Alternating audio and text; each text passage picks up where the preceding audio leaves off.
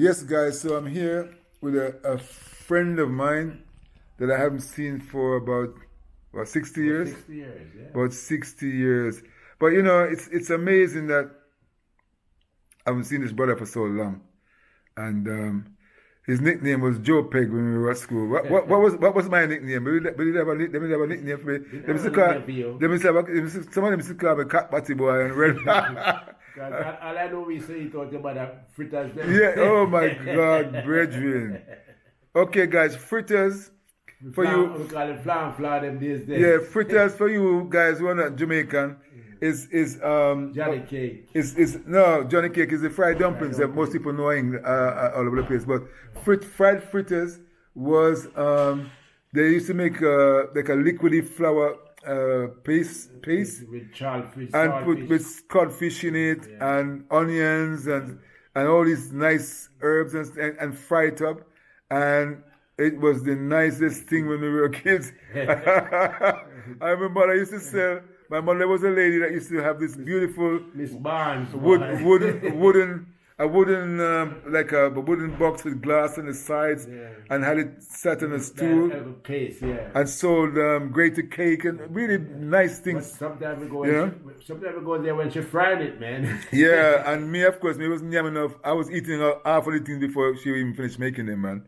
Like grated cake and drops, and oh my God, my mouth is watering just talking about these things. But anyway, so I've known this brother about 60 years, So we know him for our lifetime. Our lifetime, really. Because we born and grew up together, Yeah. But I have not seen him in about 60 years, because we're both, we talk every now and then on the phone. Yeah, he's almost, he's a few months away from 73, is that right? Yeah, that's April, not a few months, a few days. Yeah, a few days. And I became 73 in December, so, yeah. April 21st, I was 73. Yeah, so I'm just meeting him here in New York, in Brooklyn, for the first time in about 60 years. And I said that we have a good chat, and then you guys can see a little bit of my history. And then, people can see a little bit of his history with me that probably they don't know about, you know what I mean? So how long have you been living in America? I've been living in New York in America about 23 years. Okay, and before that you were still in Jamaica? Still in Jamaica. I served in the Jamaica Defense Force. After high school, I joined the Coast Guard, and I traveled to England, went to school in England, went to school in Germany, went to school in Canada. Damn. And then went back home and was a marine engineer, licensed marine engineer. Yeah, that's fascinating, man. I came to the United States some years ago, and I landed a job with the hospital where I do the mechanical work still. Okay. Now I specialize in medical gases. Oh, interesting, man. Yeah, Yeah, so I left when I was 11, of course, as you probably recall. Because I was out of control picnic. You went to the dad. The dad was a waste. Yeah, because what happened was my father left me with this older uncle of his who was a Syrian who never had any children, and but he was quite well to do up in Spal. No, it wasn't Spalding. What is Delroy? It's up from Lowerwood. What the place name? Lowerwood, man. Lowerwood? Yeah. All right. So a place called Lowerwood, which is like on a hillside of a nowhere. No, it was down in the valley though. This is above. My aunt. Over the other side of the flat. My aunt was live over there now, my aunt. But they call it, they just, because... The whole area. They just call the whole area. Okay, so but I was up on the road, and then this valley seemed like, when I was a kid, it seemed like 100 miles down. The river's supposed to pass. The river, yeah. You have to cross the river. Yeah, you have to pass the river. Yeah. So anyway, Look over there. Never been over there. I want to go there, hopefully, when I go down. But anyway, so that's where my father left me. And I was from a nice little town, which wasn't no big city, but it was a nice little town. Still a nice little town. Yeah, a nice little town called Frankfield, which was an interesting place. So I was up there, and then, this man didn't have any kids, so he didn't really know how to treat children. I was only 11. My father had just left, like about 4 weeks. And, then he started to treat me really terrible. And I had to run away.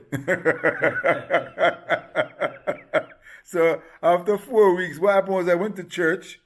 And, in Frankfield, where I came from, this little village, you had Sunday school first and church afterwards. But up there now where I was, which I had no idea how anything worked, I thought it would be the same. So I went to church, and after church, I came home. Because I didn't know that they had Sunday school the other way around. They were going the other way After church. service, yeah. Nobody told me. So I came home. Imagine my father just left about a month before, after I lived my whole life with him. And this man just started cursing me, and he didn't beat me, but he cursed me and called me all kind of names and was swearing at me because I didn't stay for Sunday school, which nobody told me I had to do. And so I was already sad because my father left me. I felt I was abandoned. I wasn't with my mother at the time because they were separated.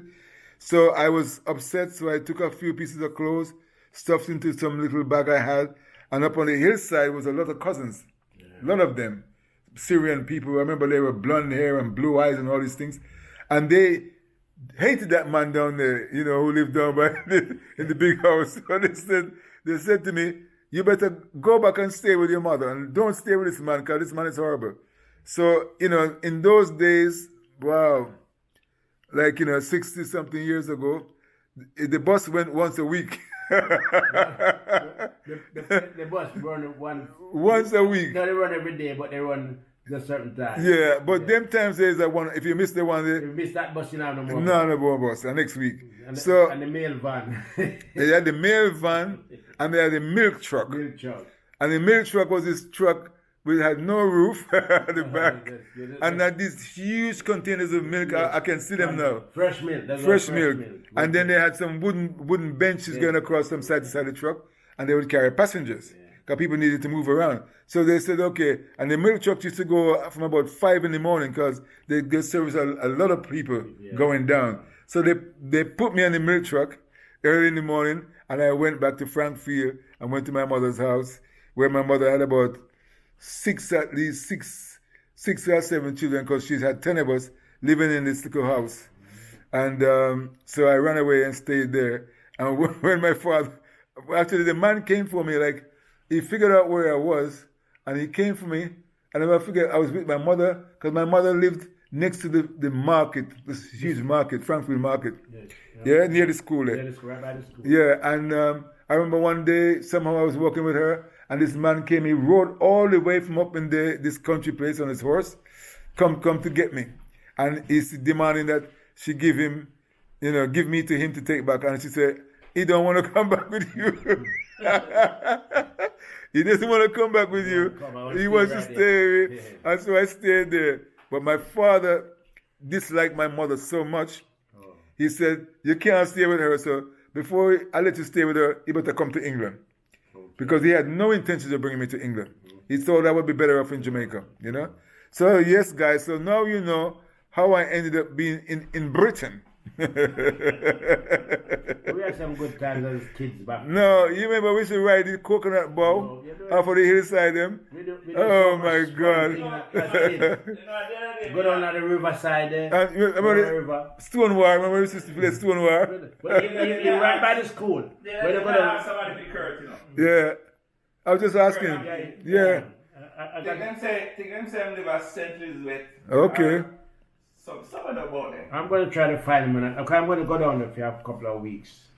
It'd be good if you get, please, I'm going to take your number anyway, so please send it. I mean, I still live, we were tight, me and Curtin. But we're supposed to have each other number? I might have your number, But, so I lived in a few countries, when I left England in, how old was it? In my early 30s. No, sorry, in my late 20s, 27, I moved to Canada. I was gone for 29 years from England. I stayed away, Actually, I didn't plan to go back. But life is a mother, And somehow I ended up back over there. Yeah, man, 29 years I left there. Cause I left, when I was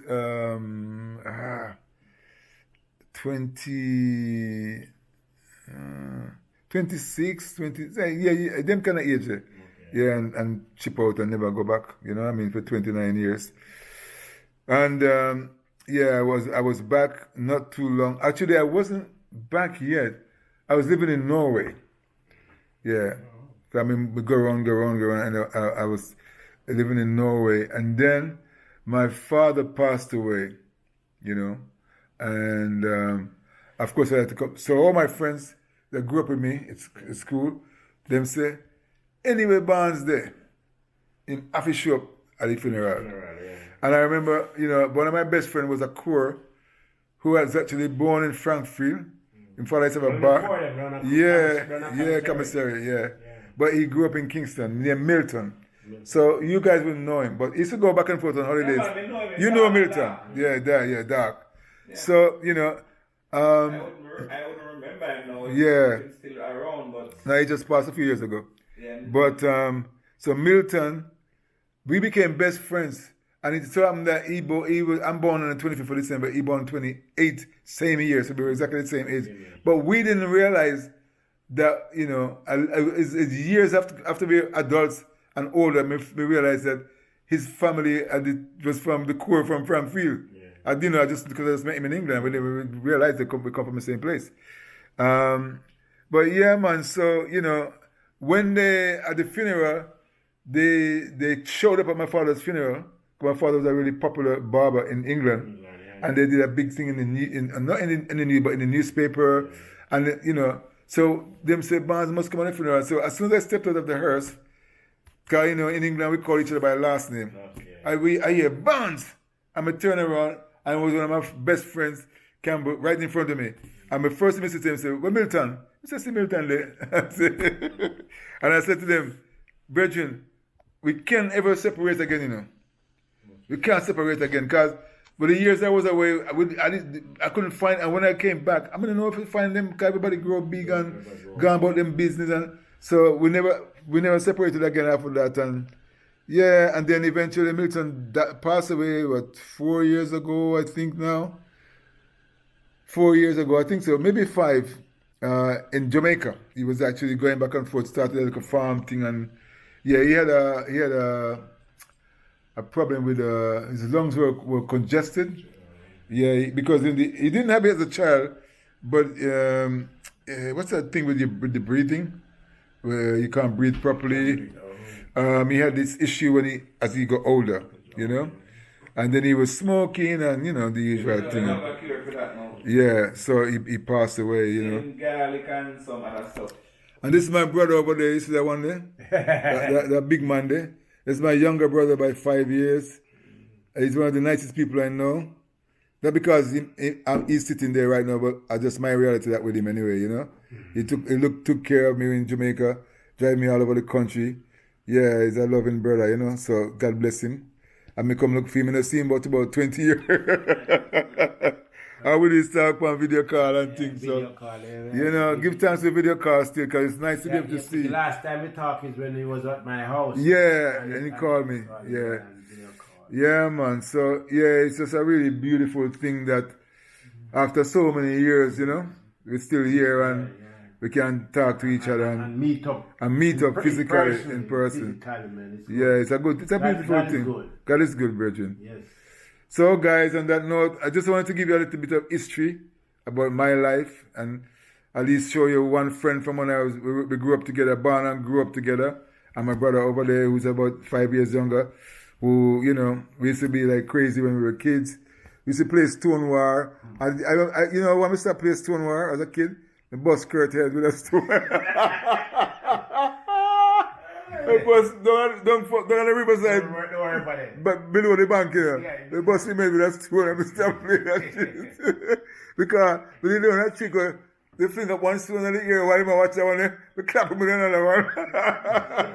You know, right in front of his door there. Yeah. There was that big tree there with it, and somebody threw a stone and dropped the mic. Oh my God. And I capped. And then reach up and realize that it made me boss. What happened to, anybody know what happened to Chester Mullins? They are Frankfield, man. They are Frankfield, Them still live by the house by the river? No, the house is still there? No. By the bridge? No, by the bridge, them still have a place. Them still have a place there? Yeah, man, them still have it, but yeah, he live there. Yeah, man, they must still have that place. If he moved almost recently, but them still live there. Because I him control the place now. Because the last place that... father passed. The last place that I remember seeing them, you know, was at that house. I think they sold the place up by Germany, right by across from his high school. Okay. I think that place was sold, but them still control the place down there. See. You know, they own that place right by the parents, right across from the school where the teachers cottage is. There, the place topside bank there, sir. Okay. Yeah, okay. I always believe that place was Mr. I thought so as well. I thought so. Listen to me, a lot of things that we in Frankfurt. I rent, A lot of rental is in Frankfurt and people talk to people. Own it, yeah. Oh, what happened to Lampard? They build up. No, Lampard built up. Hey, look here. Listen, when you go to Jamaica, drop a land, a pure big old house up there. Look here, from Kingston right to country, different thing. And Maypen and them places. Build up. Listen to me, in the 70s, Maypen was the fastest community that was developing in the whole Caribbean. Really? And after something happened, It just stopped down. But still. No, you see, what happened to Maypen? Yeah, enough boy where he used to bother town and when them get hot, them run come Everyone down There Maypen. was a Spanish town and go up in a Sevens bush there. in that bush there. And then hide out when they start coming down in a Maypen now. When they want food and money, then come rob the Come bother up the people then. and kill out my businessman them. All them nice houses built up in Maypen. Nice. It's the fastest Crazy. here in the Caribbean. In the Western Hemisphere, as they said. Because all Gilbert TQ. When he left Frankfield and Maypen, he got work business for years before him dead. Years. So guys, I'm going to end this video here. So anyway, a little history about my life and my family and friends. So you can say you got to hear a little bit of insight. Those of you who thought you know me now. So please don't forget to subscribe, give a like, and share the video, please. Until the next one, I'm out. All right, bless.